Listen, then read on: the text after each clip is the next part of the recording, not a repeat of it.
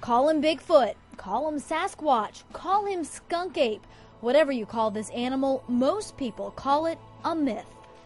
So did David Wright until 2 years ago. Now he spends most of his weekends searching for Sasquatch. I was relatively skeptical up until I took a real serious look at the evidence. Scientific evidence is something Wright is familiar with. He teaches biology at Middleburg High School and is a Florida master naturalist. And he's convinced, without a doubt, that Bigfoot exists. Wright and a group of others, including surgeons, scientists, and inventors, are out to prove it. Their group is called the Bigfoot Field Researchers Organization, or BFRO. They're looking for a creature that walks on 2 legs, ranges in height from 6 to 10 feet, and weighs about 900 pounds. They believe there are between 3,000 and 5,000 living in North America. If you take the population, let's say, of Middleburg High School and Orange Park High School, 4,000 or 5,000 individuals, and you distribute them evenly across North America and tell them they are going to be killed if they are seen, you probably won't see them. But thousands of people think they have seen them. A few think they've captured one on video. Wright takes reports on local sightings and determines if they're real or not. And there have been several Bigfoot sightings in our area in the past few years, including right here in Jennings Forest, which is in Clay County. This is actually a tree formation where the creature is believed to have pulled these trees right out of the ground. There are also reports in Clay County off Highway 215 and near Lake Asbury. In Duval County, the last reported Sasquatch sighting was in 2000 off Southside Boulevard, where the old Skinner Dairy Farm used to be.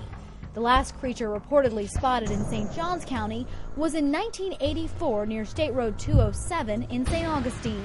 The most simple explanation is that there's something out there that all these people are seeing. Wright has never seen the creature himself,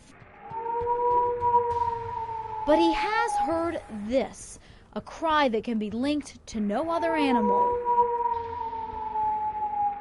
I've never had my hair stand up in my whole life until that happened.